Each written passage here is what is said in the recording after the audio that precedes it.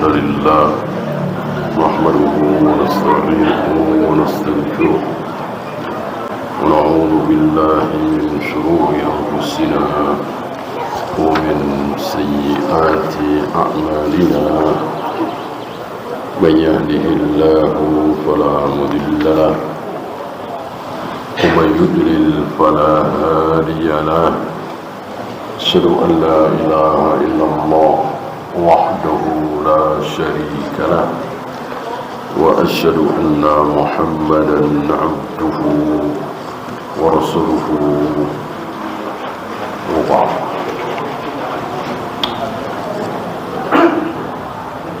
Kita sampai sejarah tasawuf. وهذا الاسم ظهر للقوم قبل سنة 200. Nama ini, nama sufi tasawuf, itu muncul di permukaan sebelum tahun 200. Berarti masih ada siapa? Sahabat ada? 200? Masih ada sahabat? Nah, sudah tidak ada. Sahabat habis tahun 110 atau 111. Dan ini berdasarkan wahyu. Luar biasa ya. Habisnya sahabat saja ditentukan oleh wahyu. Belum. Bukankah ketika sahabat habis atau sahabat tinggal 100, tinggal 200, bahkan tinggal 1000, wahyu sudah putus apa belum? Wahyu sudah putus apa belum? Tentu sudah. Tentu sudah. Wahyu putus. Wahyu pertama kali putus itu ketika Nabi wafat. Berarti sahabat ada berapa? Ya ratusan ribu, 100.000 lebih. Gitu ya. Nah, tahun 110 sahabat habis, tentu sudah tidak ada wahyu lagi, sudah putus. Kenapa dikatakan habisnya sahabat berdasarkan wahyu? Karena sabda Nabi alaihi salatu wassalam. Apa sabda Nabi tersebut? Apa kira-kira?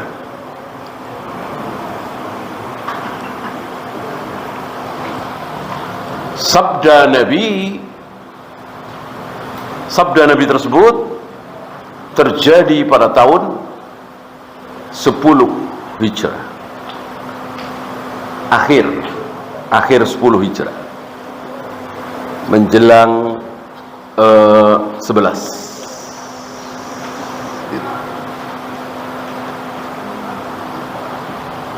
Kan awal tahun itu diawali dari bulan apa? Awal tahun itu dimulai dari bulan apa? Muharram, Safar, Rabiul Awal. Ya, Muharram, Safar, Rabiul Awal. Cuman 3 bulan. Ya. Nah, di tahun 10 Hijrah atau awal 11 Hijrah, Nabi bersabda apa? 100 tahun dari sekarang,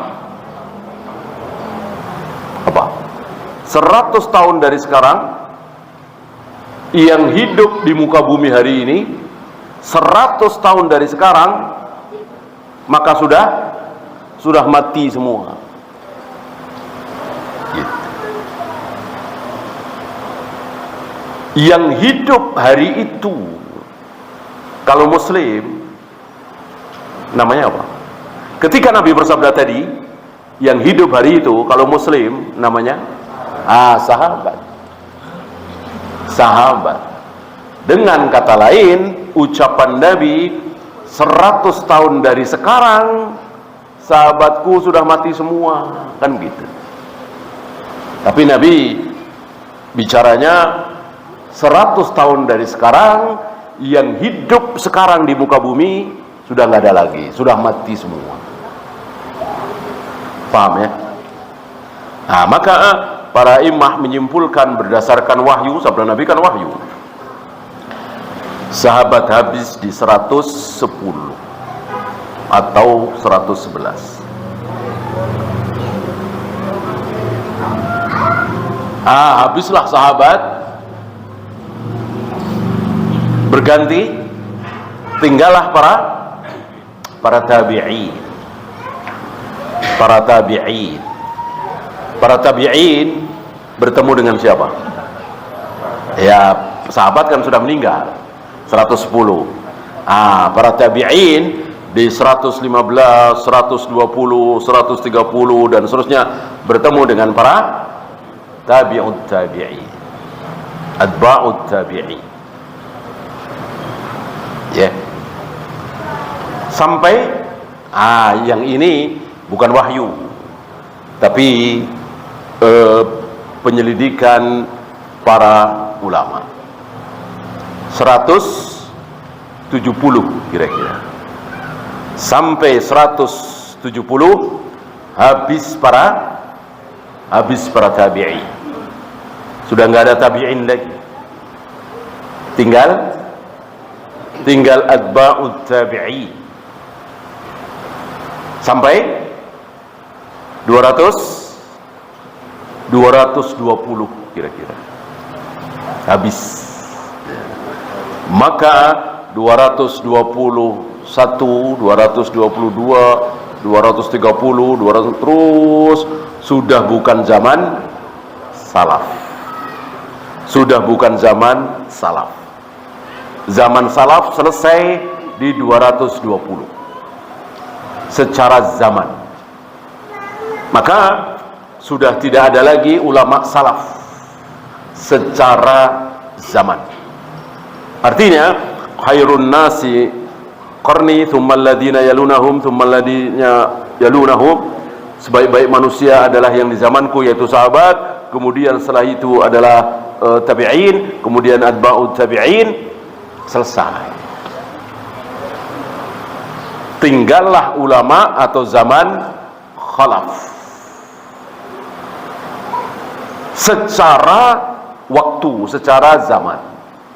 Adapun secara pemahaman, maka sampai hari ini, bahkan sampai akhir zaman, bahkan ketika Imam Mahdi bertemu dengan Nabi Isa, maka masih ada sampai waktu yang ditentukan oleh Allah, entah tahun berapa.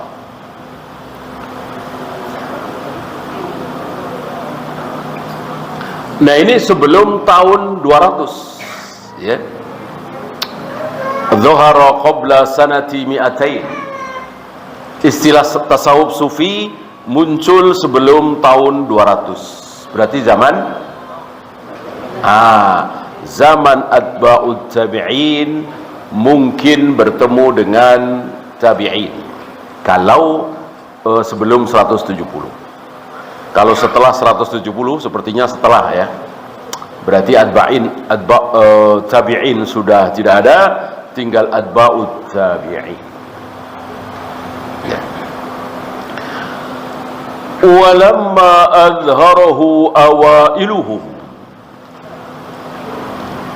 ketika muncul awal dari orang-orang sufi tasawuf, takallamu fihi wa abbaru an sifatihi bi'ibaratin katsiratin. Mereka membicarakan tentang ini dengan banyak istilah, banyak sifat, disebut, disanjung, dan seperti itulah syubhat. Antum tahu pertama kali muncul syubhat demokrasi, menurut antum demokrasi syubhat bukan? Jelas syubhat. Kebatilan dianggap benar. Lihat hari ini orang-orang kafir Bahkan kaum muslimin ikut-ikutan membenarkan demokrasi, menyanjung-nyanjung demokrasi, mendewa-dewakan demokrasi, seolah kalau ada pemimpin tidak demokratis itu dosa besar, tercela gitu. Padahal demokrasi baik apa buruk? Jelas buruknya, jelas buruk ya.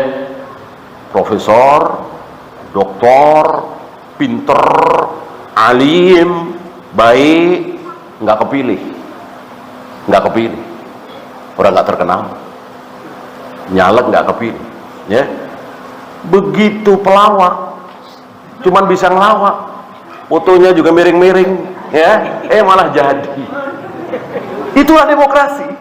Siapa yang mau bilang itu baik? Ya, ini sistem gila ini, betul-betul gila ini. Ya, ini karena diserahkan kepada orang banyak. Orang banyak ya namanya orang awam, yang tahu ya yang dilihat setiap hari, yang lucu, yang menggemaskan, yang apa istilahnya gemoy, apalah ya. Yang pinter, yang cerdas, yang amanah, yang jujur, yang nggak tahu, kita tahu dari mana. Kayak begini, sistem kayak gini dipelihara. Ya, udah begitu kaum muslimin ikut-ikutan lagi. Ya, sebagian ustadznya ikut-ikutan. Malu, betul-betul malu kita.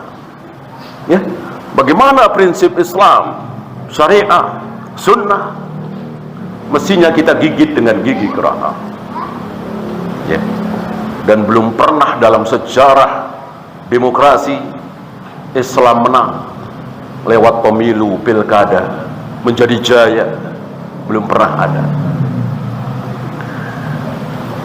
Antum pernah dengar FIS, ya, Partai Islam di Aljazair menang 80% lebih, menang. Apa yang terjadi setelah menang? Habis. Sama antum tahu bagaimana pemilu di Aljazair, ya. Satu partai Islam cuma satu, FIS. Kalau kita kan banyak, ada yang putih, ada yang hijau, ada yang biru, ya. Itu cuma satu, berarti kan bersatu kaum muslimin. Seandainya Indonesia ini partai Islamnya cuma satu, insya Allah menang, insya Allah. Tapi kan pecah. Nah, di Aljazair menang 80 apa 90 begitu, luar biasa telak menangnya. Habis itu apa yang terjadi? Gigit jari, ya, dikejar-kejar aktivisnya.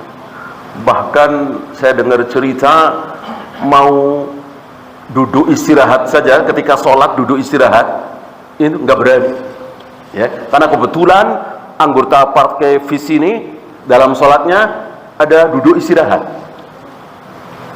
ya. Nah, sementara yang di luar FIS ini, kaum muslimin di luar FIS ini kalau sholat nggak pakai duduk istirahat, ya biasa masalah fikih, ya. Cuman kebetulan seperti itu. Kan biasanya kelompok-kelompok itu fikihnya suka sama gitu kan, mengerucut gitu, ya.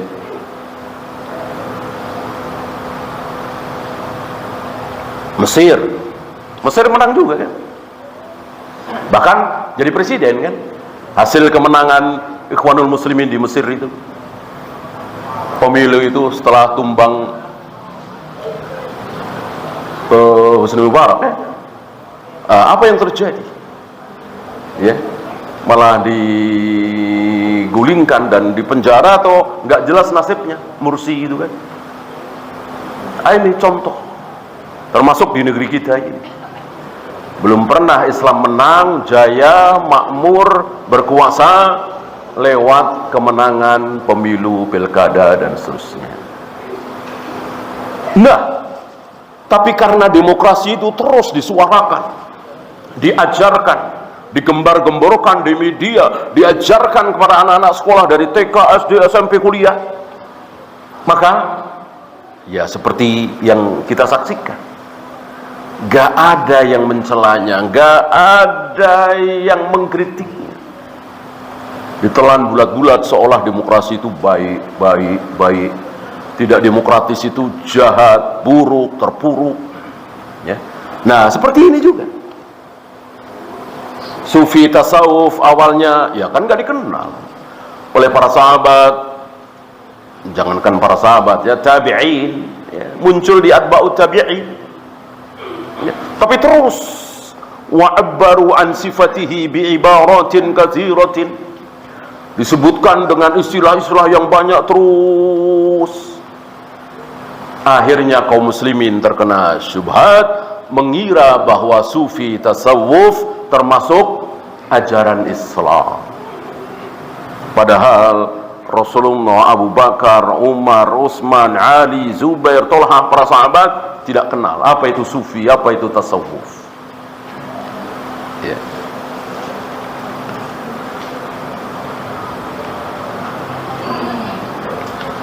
Wahasiluha inna tasawufa indahum riyadatun nafs.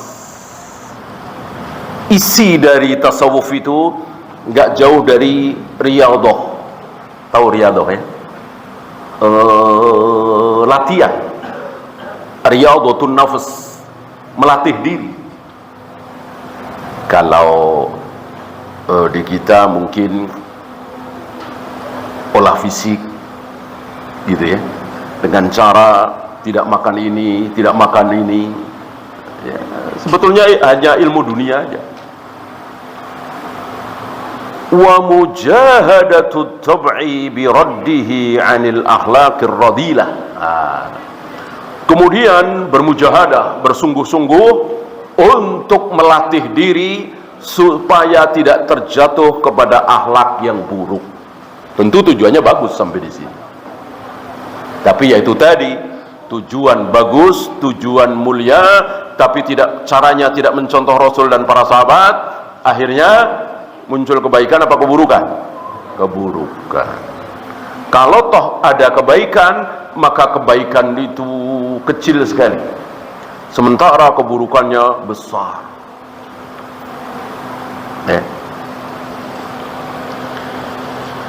Wa hamlihi 'ala al-akhlaqil hasanati allati tuqsibul madaiha fid dunya was thawaba fil ukhra.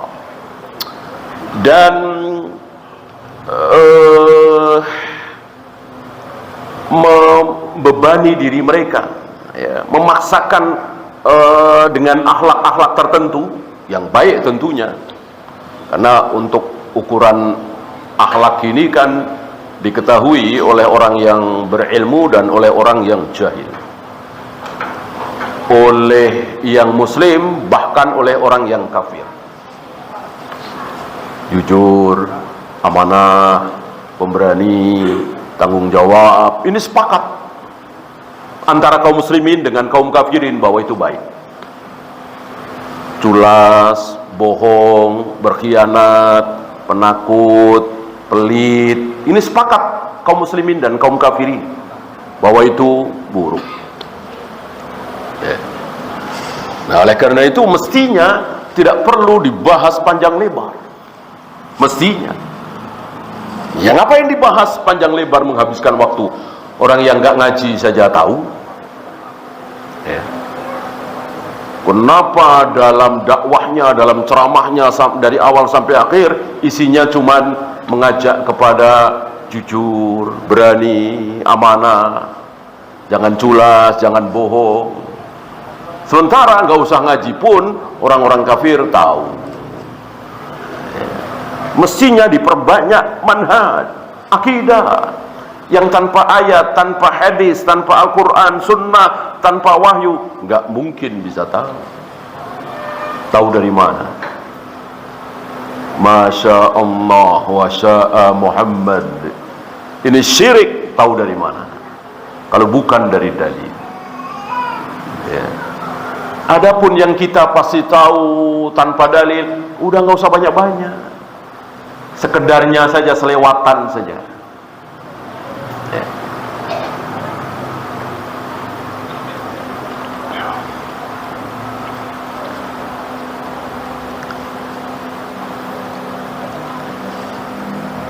Allati tuksibul madaiha fid dunya, di mana ini memunculkan pujian-pujian di dunia.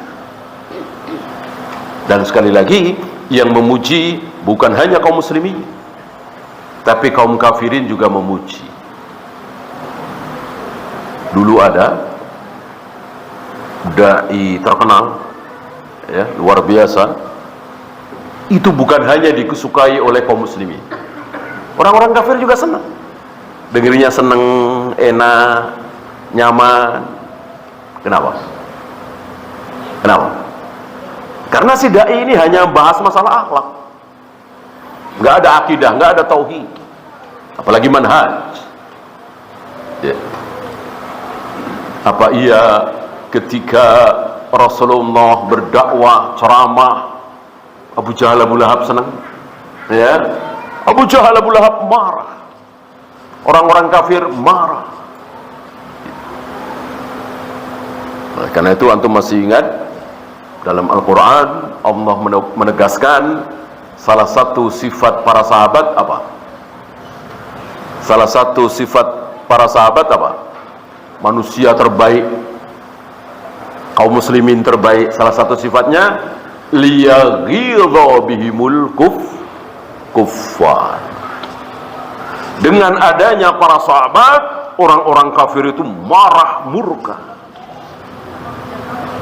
Kebaikan para sahabat itu membuat orang-orang kafir itu murka, marah. Liyaghidha bihimul kuffar. Ya. Akhir surat Al-Fatah, ya.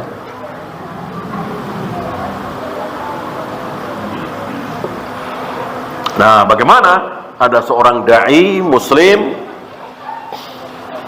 bahkan disebut sebagai ulama, kiai, tapi ceramahnya menyenangkan orang-orang kafir. Aneh. Qala al-musannif rahimahullah,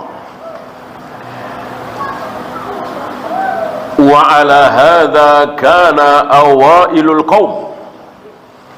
Beginilah awal kaum sufi itu. Tadi ya, awal munculnya seperti itu. Dan sekali lagi niat mereka adalah baik. Dulu pernah kita bahas, belum lama pernah kita bahas bahwa aliran-aliran sesat, firqah-firqah dolal yang 72 itu, bukan 73 ya, 72, 73 kan semuanya. Yang satu yang benar, Ahlus Sunnah wal Jamaah. Yang 72 ini, yang sesat ini, secara garis besar dibagi berapa? Secara garis besar dibagi dua. Dibagi dua. Dari niat awal. Pertama, yang niat awalnya itu baik, mulia, ikhlas, seperti tarekat Sufiyah itu. Ya, termasuk Asy'ariyah, Maturidiyah, Khawarij. Niatnya baik, niatnya mulia, niatnya ikhlas.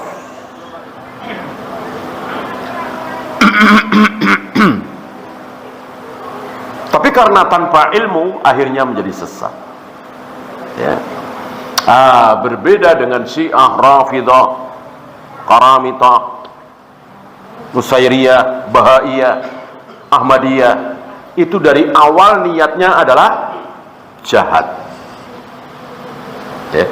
Niat semula itu jahat, ingin merusak Islam dari dalam, ingin menghancurkan Islam dari dalam. Termasuk yang hari ini sekuler, liberal, ya. Niatnya itu adalah orang-orang kafir yang pura-pura masuk Islam, lalu ingin merusak Islam dari dalam, menyebarkan syubhat. Yang pertama kali tentu Rafidah, kan bikinan Yahudi. Ya, antum tahu Abdullah bin Sabah.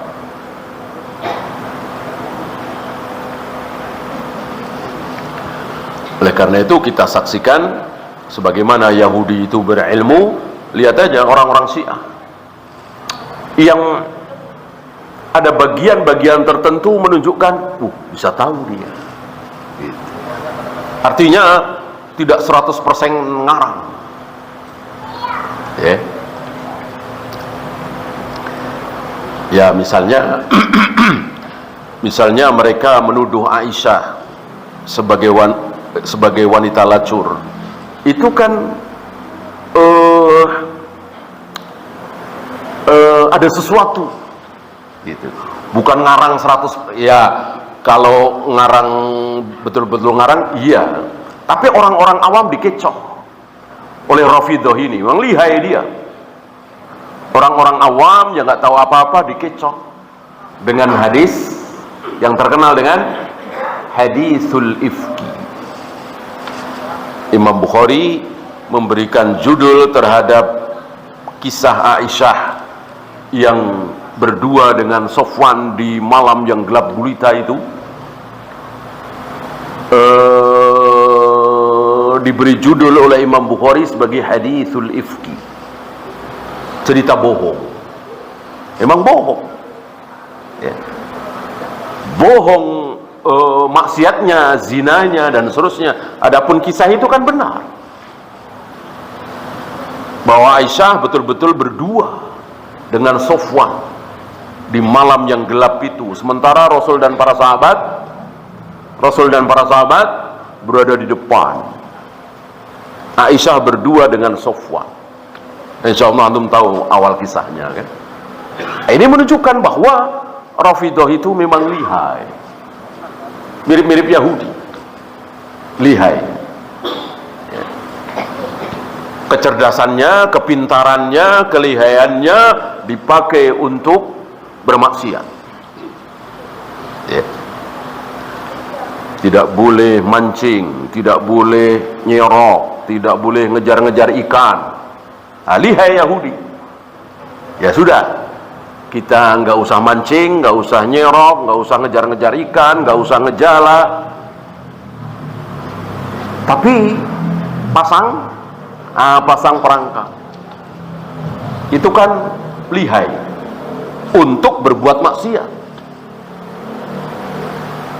Sebagaimana hari ini ya, sebulan cuman setor 100.000, sebulan cuman setor 100.000, 100.000 kan nggak berasa tuh.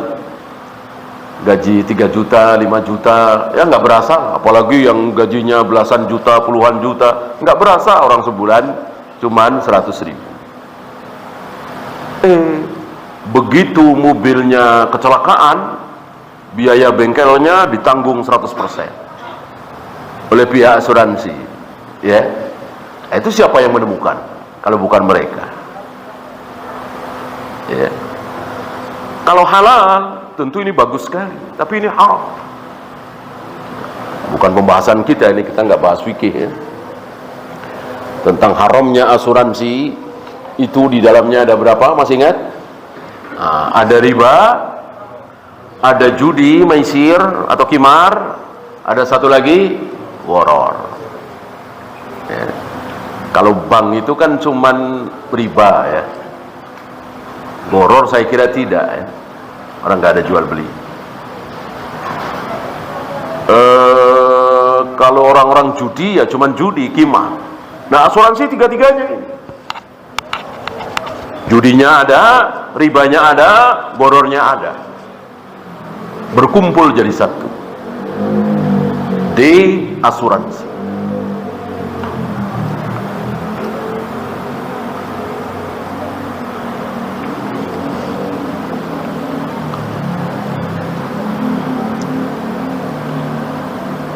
Nah, sufi ini, tasawuf ini termasuk yang pertama tadi, yang niatnya baik apa jahat? Baik.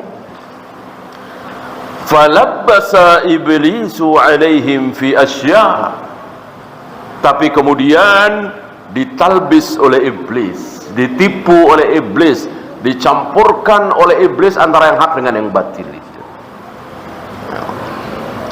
Summa labbasa ala man ba'dahum min tabi'ihim, kemudian setelah itu para pengikutnya lebih-lebih lagi.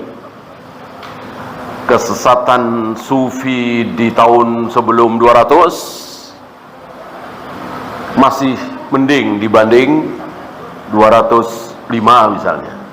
210, 215 lebih sesat lagi. 250 sampai 300 lebih sesat lagi. Sekarang kita saksikan luar biasa. Deh. Antum pernah dengar ada orang yang mengatakan, ya Allah, jika selama ini aku salat, puasa, baca Al-Quran, zakat, haji, berbuat baik, karena ingin berharap surgamu ya Allah, maka haramkan surga bagiku. Jika selama ini aku tidak berzina, tidak minum khamar, tidak berjudi, karena aku takut nerakamu ya Allah, maka ceburkan aku ke neraka. Antum pernah dengar ada tokoh berdoa seperti itu? Dinisbatkan kepada Rabi'ah ya. Tapi saya kira nisbat ini tidak benar. Siapa dia? Sufi tasawuf. Sufi tasawuf. Dengan semangat hanya mencari ridha Allah, lalu mereka dengan jahilnya mengatakan mencari surga, surga bukan ridha Allah. Berarti kalau ingin surga, mencari surga, berarti tidak mendapatkan ridha Allah. Ini betapa jahilnya. Padahal siapa manusia yang paling ingin masuk surga? Siapa? Rasulullah alaihi salatu wassalam. Siapa manusia yang paling takut terhadap neraka? Berulang-ulang mohon perlindungan kepada Allah. Allahumma inni a'udzubika minan nar. Allahumma inni a'udzubika minan nar. Kadang sambil menangis. Siapa? Rasulullah alaihi salatu wassalam. Ini bahayanya memahami Al-Quran dan Sunnah tanpa manhaj, tanpa contoh dari Rasul dan para sahabat. Bahaya sekali, sangat berbahaya. Maka tidak bosan-bosannya para ulama salaf mengajak kembali kepada manhaj sahabat, kembali kepada manhaj sahabat, terus seperti itu. Muncullah satu kaidah besar, lau kana khairan lasabaquna ilaihi. Kalau sebuah ibadah mahdhah itu benar, baik, berpahala, tentu sudah dilakukan oleh para sahabat.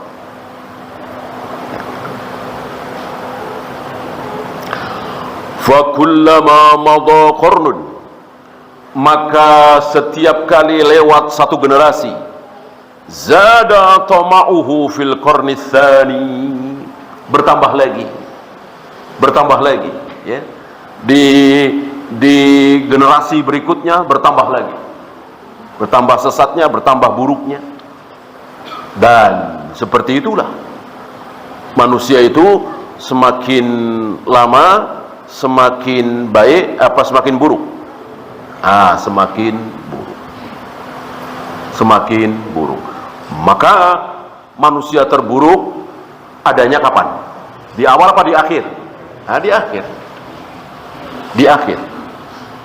Manusia yang hidup ketika sangkakala ditiup. Kok masih hidup?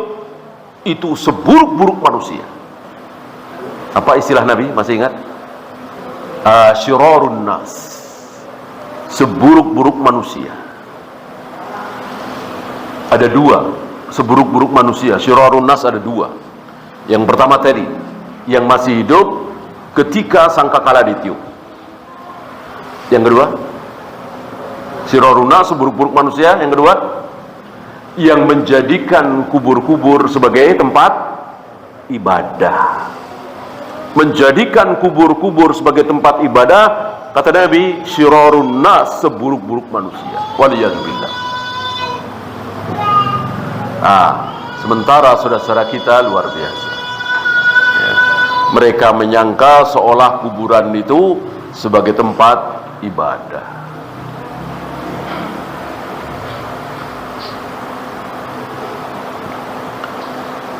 Fazada talbisuhu alaihim.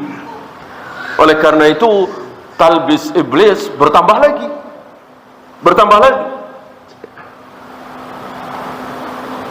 Talbis di tahun 300 lebih dahsyat dari tahun 250.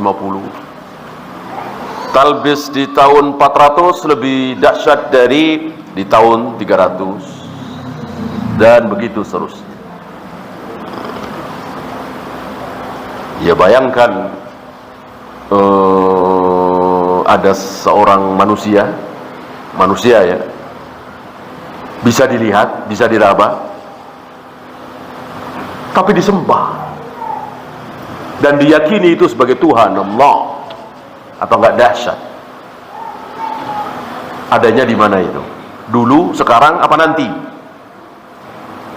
Nanti. Dajjal.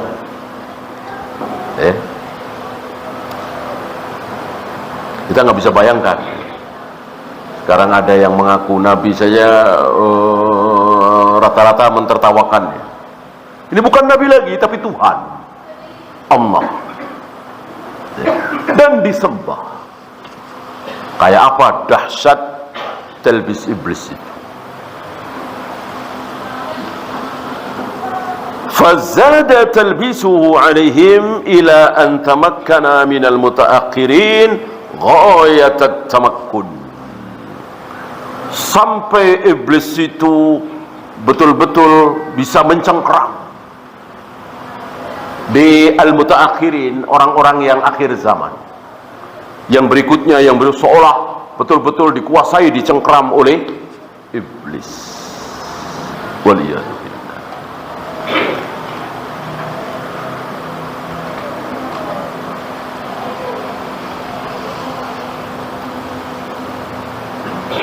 Wa kana aslu talbisihi alaihim annahu saddahum 'anil ilm. Alhamdulillah antum tidak termasuk di sini ya. Asal pokok dari tipuan iblis terhadap mereka adalah iblis menghalang-halangi mereka untuk mencari ilmu. Adapun sholat tidak dihalang-halangi oleh iblis. Ya mungkin sekedarnya. Saum, zakat, haji, ilmu luar biasa dihalang-halangi. Untuk orang-orang yang sudah terkena talbis seperti ini, iblis betul-betul lihai. Udah biarin aja, biarin sholat, biarin saum, biarin baca Al-Quran. Yang penting tidak mengikuti sunnah, karena tidak berilmu. Jadilah suluk-suluk, torekot. Ada torekot ini, torekot itu banyak sekali. Ada Naqsabandiyah, Syahrawardiyah, Yazidiyah, Qadiriyah, banyak sekali. Bahkan tidak jarang satu sama lain saling menyalahkan, bahkan mengkafirkan. Itulah mereka. Tahsabuhum jami'an wa qulubuhum syatta. Orang yang nggak tahu mengira bahwa mereka itu bersatu, tapi tidak.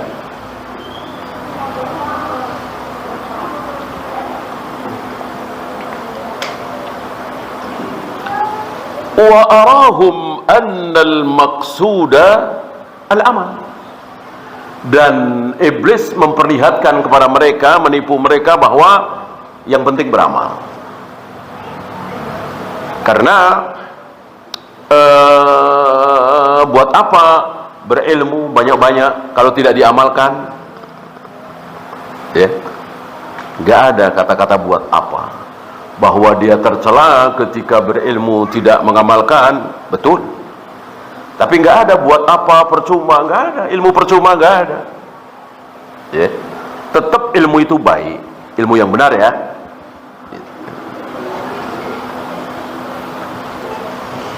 Falamma atfa'a misbahal ilmi indahum, maka tatkala iblis itu telah memadamkan lampu ilmu, cahaya ilmu di sisi mereka, takhabbatu fid dhulumat, maka mereka tenggelam dalam kegelapan. Walaupun di bawah terik matahari, walaupun di bawah lampu yang luar biasa terangnya, tetap mereka berada dalam kegelapan. Kenapa? Kenapa dikatakan gelap? Kenapa? Karena tidak tahu mana yang hak, mana yang batil. Tidak tahu mana yang halal, mana yang haram. Tidak tahu mana yang sunnah, mana yang bid'ah. Mana yang syirik, mana yang tauhid. Dia tidak tahu. Nah, itulah sebagian saudara-saudara kita di negeri kita ini. Mana yang hak, mana yang batil, gelap. Mana yang syirik, mana yang tauhid, gelap. Ya. Sedang kita saksikan.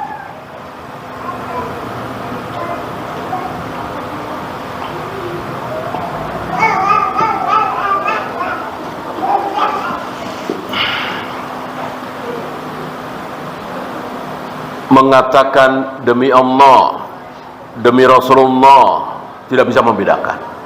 Sama aja. Demi Allah bagus, demi Rasulullah bagus. Betapa jahilnya.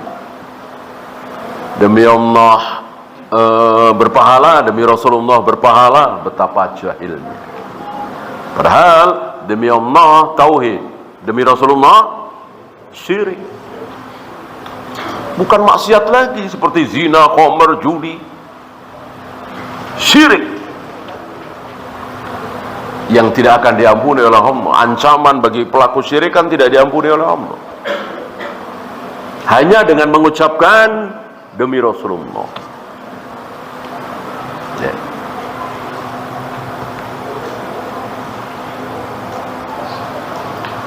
فَمِنْهُمْ مَنْ أَرَاهُ أَنَّ الْمَقْسُودَ مِنْ ذَلِكَ تَرْكُ الدُّنْيَا فِي الْجُمْلَةِ. Ada juga di antara mereka yang ditipu oleh iblis bahwa tujuan utama kebaikan, inti kebaikan adalah meninggalkan dunia seluruhnya. Meninggalkan dunia ini seluruhnya. Pangkat, jabatan, kedudukan, dan seterusnya ditinggalkan semua. Padahal makan, minum, cari nafkah, nikah, berumah tangga, punya anak, bertetangga, itu dunia bukan? Dunia. Apa mereka tidak baca sabda-sabda Nabi tentang bagaimana sunnahnya bertetangga, bagaimana sunnahnya suami istri, bagaimana dalam rumah tangga? Banyak sabda Nabi tentang itu. Karena mereka jahil, mereka menganggap itu semua harus ditinggalkan. Berangkat dari kejahilan, jauhnya mereka dari ilmu. Farfadu ma yuslihu abdanahum. Mereka tidak mau melakukan apa yang bermanfaat bagi badan mereka. Olahraga bermanfaat kan? Mereka nggak mau. Bahkan melaparkan diri, bahkan nanti akan disebutkan ya, tidak mau berbaring, tidak mau tidur. Ya. Wasyabbahul mala bil aqarib. Mereka menyamakan harta dunia itu dengan kalajengking. Kan bodoh sekali. Padahal dengan ini kan sederhana sekali. Nah, mereka ditipu oleh iblis bahwa keutamaan yang sesungguhnya, inti kebaikan adalah meninggalkan dunia fil jumlah, secara keseluruhan. Yeah. Ada lagi yang makan sekedarnya, ya minum pas haus saja, ya. Nggak mau nikah, nggak mau kerja, makan seketemunya, ya. Jelas ini tipuan iblis. Ya, silakan azan dulu. Wassalamualaikum warahmatullahi wabarakatuh. Wa akhiru da'wana alhamdulillahi rabbil alamin.